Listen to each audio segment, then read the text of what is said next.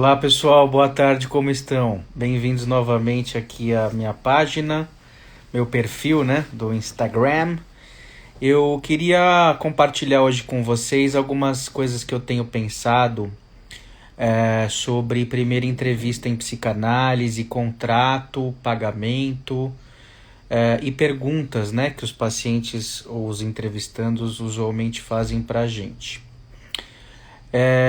Eu percebo que é muito comum na história da psicanálise, dentro da minha experiência de análise pessoal, que os analistas eles tenham modos pré-determinados de trabalho, de enquadre.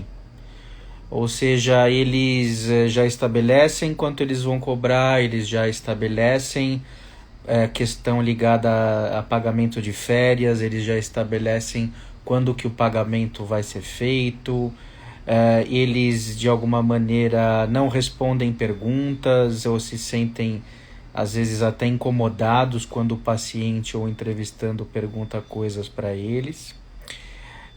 E isso tudo vai gerando uma experiência de burocratização na psicanálise, porque parece que o paciente sempre tem que se adaptar ao modo de trabalho do psicanalista. Então, o que acontece? Em primeiras entrevistas, quando a transferência é incerta, até frágil, se o analista ele colocar regras, querer estabelecer, digamos assim, uma estrutura em que a análise deveria acontecer, de uma forma precoce, sem que seja propriamente fundada a transferência e estabelecida uma relação terapêutica, ele pode acabar provocando um efeito persecutório na transferência, onde ele estabelece uma hierarquia, uma espécie de desconfiança em relação ao lugar do paciente ou ao paciente. Então se for cancelar, você tem que me avisar com tanto tempo de antecedência, tem que se responsabilizar pelo seu horário. E mesmo que a análise funcione e vá para frente, esse tipo de estabelecimento de regras, contratos, de uma forma muito precoce, sem que a transferência tenha tempo de se desenvolver, ela gera um certo estranhamento na relação analítica. Ou seja, o paciente ele toma o analista como alguém que está num lugar distante afetivamente, frio afetivamente dele, um lugar hierarquizado. Então, o que eu tenho percebido é que nós devemos sempre poder facilitar que a análise aconteça. Quanto menos regras, exigências, e quanto menos essa análise precisar ser formalizada em termos de um padrão, mais fácil a transferência vai se instaurar e mais rápido será o processo de estabelecimento da análise, E isso vale não só para o começo, claro, mas para toda a análise, Então, por isso que, muitas vezes, quando a gente é questionado sobre a nossa formação, por pessoas que nos procuram, sobre qual é a nossa idade, digamos assim, se nós temos filhos, que time que a gente torce, o que é aquela fotinho no celular.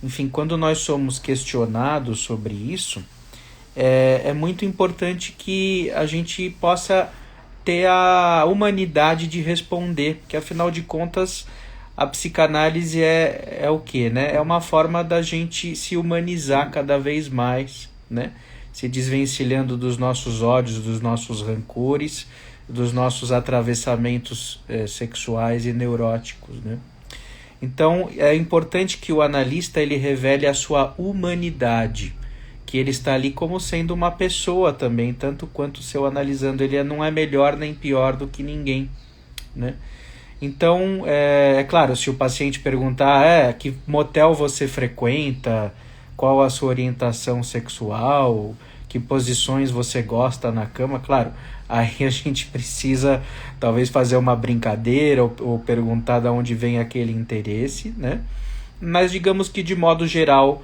o paciente precisa estabelecer com a gente uma relação de confiança, perceber a nossa humanidade para ele não se sentir perseguido, não se sentir inferiorizado. Por isso que é muito importante a gente poder responder perguntas que os pacientes fazem a nós, né? Sobre a nossa vida pessoal, né? Enfim. Existe um preconceito conservador clássico na psicanálise de que o analista deveria se preservar numa espécie de casulo, onde nada da sua vida deveria ser dito, comunicado ao paciente, já que se trataria então da análise do paciente e não da análise do analista. Ora, mas justamente para a análise do paciente ou do analisando acontecer efetivamente, o analista precisa estar humanizado. Se o analista está deslocado da sua humanidade, da sua castração, ele de alguma forma vai neurotizar ainda mais o paciente, que precisa se desvincular do seu Édipo, das suas relações primárias de afeto, a qual ele ainda se sente preso, né? Então, é isso, pessoal. Quanto mais o analista se desprender de conservadorismo, burocracia, parâmetros pré-estabelecidos, colocar exigências financeiras e tudo mais, mais fácil, a maior a chance, né, dos pacientes permanecerem em análise, se engajarem com o processo e experienciarem aí transformações subjetivas, né? Então hoje eu falei um pouco aí sobre primeiras entrevistas, contrato e sobre perguntas e respostas, o analista ser questionado sobre a sua vida privada. Quando é alguma pergunta tranquila em relação, né, a coisas da vida e tal, que não esbarre propriamente numa saia justa, temas quentes, eu respondo, acho sadio responder, acho necessário responder. Então, é isso aí. Hoje era essa reflexão que eu queria compartilhar com vocês.